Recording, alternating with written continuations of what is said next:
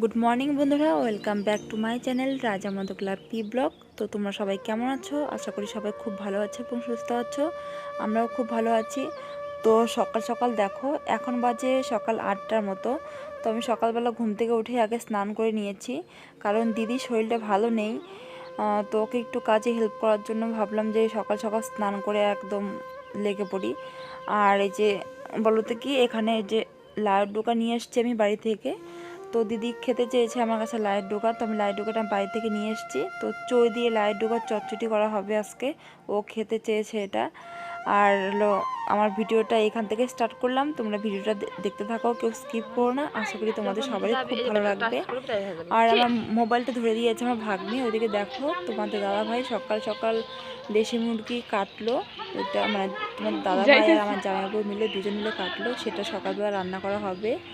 আর ওইদিকে সঙ্গীতা মানে আমার ভাগ্নি, ও মোবাইলটা নিয়ে গেল, বলে মাসি মোবাইলটা একটু দাও, আমি একটু ঘুরে আসি। তো আমি বললাম যা, দিনের বেলা একটু মন্দিরটাও তুলে নিয়ে দেখি, তোমাদের সাথেও একটু শেয়ার করি কেমন লাগে। তো তোমরা দেখো ভিডিওটা, কেউ স্কিপ করো না, আমার পাশে থেকো, সাথে থেকো, আর ভিডিওটা দেখতে থাকো। তো বন্ধুরা, আমি আর একটা কথা বলার জন্য এলাম। কথাটা হচ্ছে কি, ভাবছি আমি ইউটিউব ছেড়ে দিব, আর কোনো ভিডিও শেয়ার করব না তোমাদের সাথে। কারণ কি, আমার চ্যানেলটা অনেক দিন হয়ে গেল খোলা, তো আমার সাবস্ক্রাইব বাড়ছে না। তোমরা আমাকে কেউ সাপোর্টই করছো না, কেউ ভালোই বাসছো না, যার জন্য আর মন চায় না যে ভিডিও করি। খুব কষ্ট লাগে, আমি এত কষ্ট করে ভিডিও করি সারাদিনে, ছোট একটা বাচ্চা নিয়ে সব কাজ বাজ কমপ্লিট করে, তবু আমি তোমাদের সাথে কিছু শেয়ার করার চেষ্টা করি, কিন্তু তোমরা আমাকে সাপোর্টই করছো না। তোমরা সাপোর্ট না করলে তো আমি এগোতে পারবো না। তো আমি তোমাদের ছাড়া কীভাবে এগোবো বলো? তো তোমরা যদি পাশে থাকো তাহলে তো এগোবো। তো তোমরা যদি আমাকে সাপোর্ট না করো, আমি আর ভিডিও করব না, আর ভিডিও ছেড়েই দিব। ভালো লাগে না, কেউ সাপোর্ট না করলে কি। তো বন্ধুরা, আমার ওদিকে সবজি কাটাকাটি হয়ে গেছে, এখন রান্না করব দেশি মুরগি আর লাইট ডুকা চচ্চটি। লাইট ডুকা তো তোমরা দেখতে পারলে, ওদিকে দেশি মুরগিও বানানো হয়ে গেছে। সেটা এখন বানিয়ে কেটে সব কিছু রেডি করে নিয়েছি। দিদি মানে আমার দিদি হচ্ছে ভাত রান্না করছে, এখন বাদ বাকি মাংসটা আমি বানাবো। আর আরও মাংস আনতে গেছে, সেটা হচ্ছে তোমাদের দাদা ভাই আর আমার জামাইবাবু গেছে বাইক নিয়ে। আর ওদিকে প্রীতি সে জেদ করছে, বাবা কি দেখবা, বাইক দেখবা। তো আজকেই বাড়ি চলে যাব, অনেক দিন পরে এলাম, প্রায় 1.5 বছর মতো এলাম। 1.5 বছর পর, 1.5 বছর 2 বছর হবে।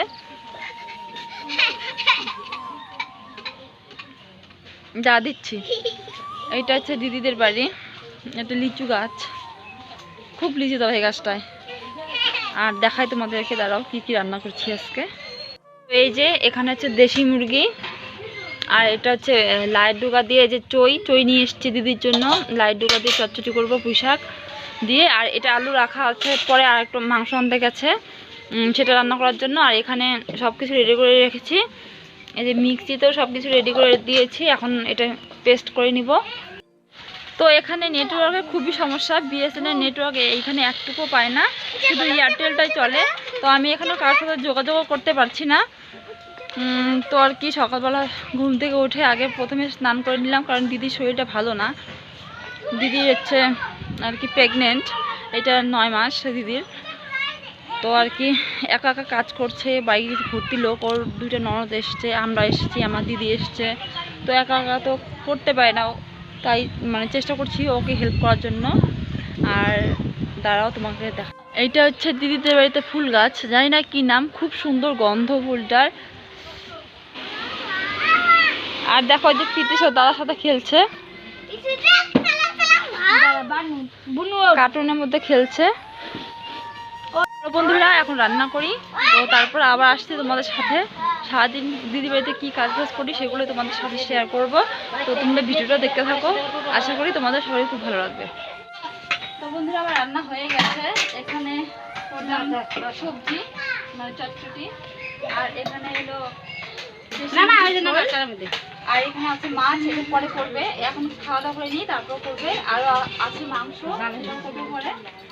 আর হচ্ছে এগুলো যখন খেয়ে নিই তারপর ভাত আছে, শেয়ার করবো। এখানে ভাত আছে, হ্যাঁ ওখানে ভাত আছে, চলো খাইতে দিব। এখন সবাই খাইতে দিব বাবু। তো বন্ধুরা দেখো আমাদের রান্না বান্না সব কমপ্লিট হয়ে গেছে, মানে সকালবেলাটা। তো আমরা খেতেও বসে গেছি, সঙ্গীতা, তোমাদের দাদা ভাই, আমার জামাইবাবু, এখানে আছে মাংস আর চচ্চটি। তো এগুলো দিয়ে খেয়ে নিব। আর খেয়ে দিয়ে আমি ঘুমিয়ে পড়েছিলাম। ওইদিকে তোমাদের দাদা ভাই পরে রান্না করছিল। আর কি বলো তো, মানে আমি ব্যাগের মধ্যে সব কিছু জামা গুছিয়েছি, কিন্তু তোমাদের দাদা ভাই যে একটা এক্সট্রা প্যান্ট তুলবো সেটাই আর তোলার মনে ছিল না। পরে ও এসে জামাইবাবু ধুতি পড়েছিল। তো তোমাদের দাদা ভাই পরে রান্না করছিল মাংস, আর ওই দেখো এক কড়াই। তো বন্ধুরা আমরা রেডি হয়ে গেছি, দুপুরবেলা খাওয়া দাওয়া করে রেডি হয়ে গেছি, দেখতে পাচ্ছ। আর সোয়েটারে পরে নিচ্ছি, বলো তো কেন, বাইকে খুব ঠান্ডা লেগে যাবে। আর এখন বাজে 5টা। তো 5টা এখান থেকে আমাদের মানে কুচবিহার টাপুর যেতে যেতে ওই ভাই বুঝি হিসু করে নাকি দেখতো প্রায় 2 ঘন্টার মতো সময় লেগে যাবে। তো সেই জন্য সোয়েটার পরে নিলাম। যে পিতিশকেও সোয়েটার পরে দিয়েছি, তোমার দাদা ভাইও পড়বে। আর আজকে থাকার কথা ছিল, থাকবো না, আমাদের ওখানে প্রোগ্রাম আছে, সেটাও তোমাদের সাথে শেয়ার করব। অনেক দিন পর দিদিভাই বাড়িতে এলাম, মানে আশা ছিল থাকবো, তো হলো না, মনটা খুব খারাপ, তবুও যেতেই হবে।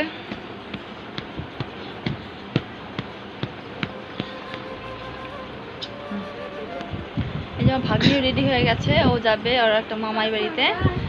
দিদিও রেডি হয়েছিল, ও বাড়ি যাবে জন্য, কিন্তু ছোটদি যেতে দিল না। তো আমি বললাম থাক, অনেকটা রাত্রি হয়ে যাবে, ওর বাড়ি ওই যে তোমাদের জানি ওর বাড়ি, এর আগের দিন গেলাম।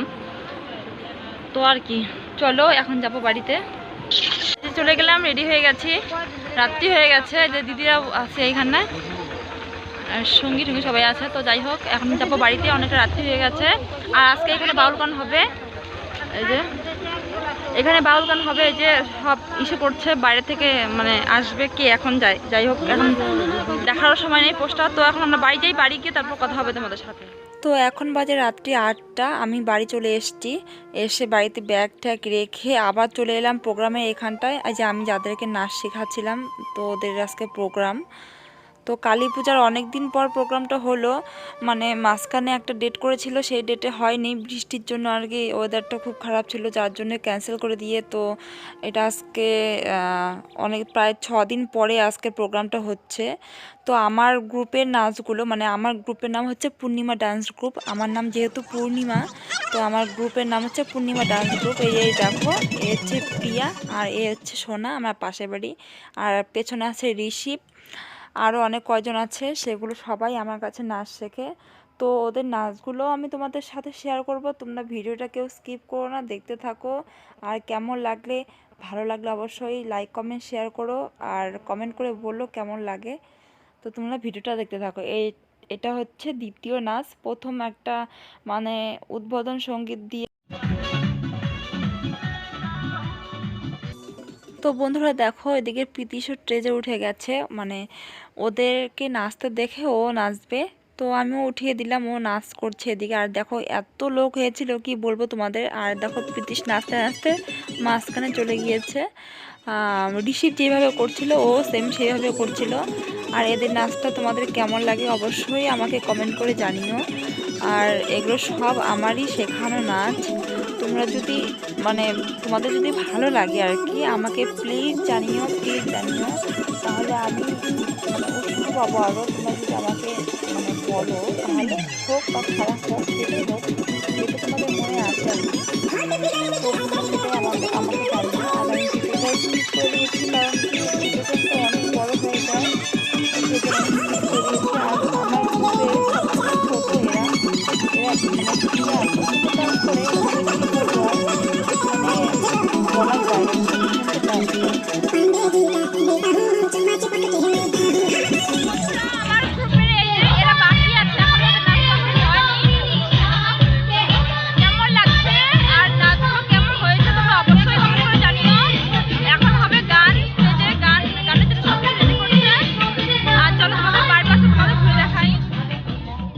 এই দেখো, তোমরা দেখতেই পাচ্ছ প্রচুর লোক হয়েছে, বসার মানে জায়গায় ছিল না, প্লাস পিছনে দাঁড়িয়ে ছিল।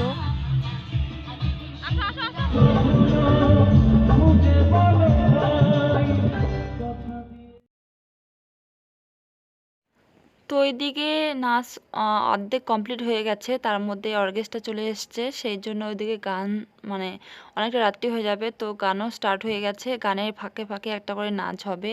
তো তোমরা ভিডিওটা দেখতে থাকো।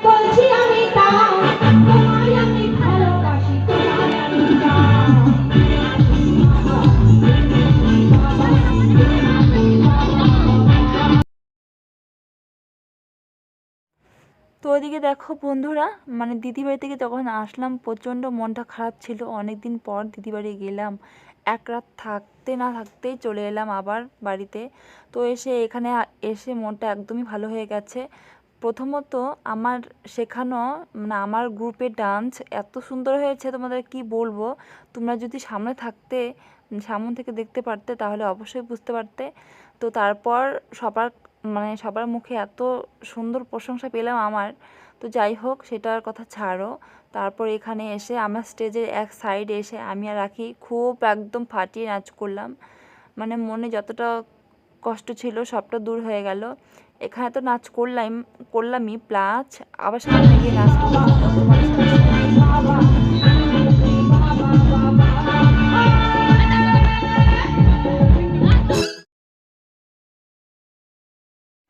তো অনেকক্ষণ নাচ করতে করতে শরীরটা একটু ক্লান্ত ভাব আসলো। এতটা রাস্তা জার্নি করার পর এসে এতটা ডান্স করলাম। তো তারপরে আমি বসেছিলাম, এই যে সামন সাইডটায় বসেছিলাম। আর তোমাদের দাদা ভাই মানে ভিডিও করে দিচ্ছিল, মোবাইলটা ঠিকঠাক ধরেনি, সেই জন্য ভিডিওটা এমন লাগছে দেখতে। ও সামনে ছিল, আর দেখো পিছনে কত ভিড়। আর ওই যে ওই সাইডটায় আমি বসেছিলাম, এই সামন সাইডটায় যেখানে বাচ্চারা ডান্স করছিল। তো আমিও অনেকক্ষণ ডান্স করছিলাম, করার পর আর ভালো লাগছিল না, পা প্রচণ্ড ব্যথা করছিল, যার জন্য পরে বসে পড়লাম। তো তারপরে আরও আছে অনেক কিছু। এই যে দেখো এখানে এখন বসে আছি আর সামনে সবাই ডান্স করছে। বলো তো কি দুঃখের ব্যাপার একটাই, এত কষ্ট করে তোমাদের দাদাভাইকে রাজি করালাম, করে একসাথে ডান্স করলাম। একজনকে বললাম ভিডিওটা করে দাও, সে নাকি ক্যামেরা মানে স্টার্টই করেনি, না করে শুধু ক্যামেরাটা ধরেছিল, যার জন্য কপালটা খারাপ, তোমাদের সাথে আর শেয়ার করতে পারলাম না আমাদের ডান্সটা। তো আজকে ভিডিওটা কেমন লাগলো, আশা করি তোমাদের সবারই খুব ভালো লাগবে। ভালো লাগলে অবশ্যই লাইক কমেন্ট শেয়ার করো, আর আমার ছোট্ট চ্যানেলটি সাবস্ক্রাইব করে দিয়ে আমার পাশে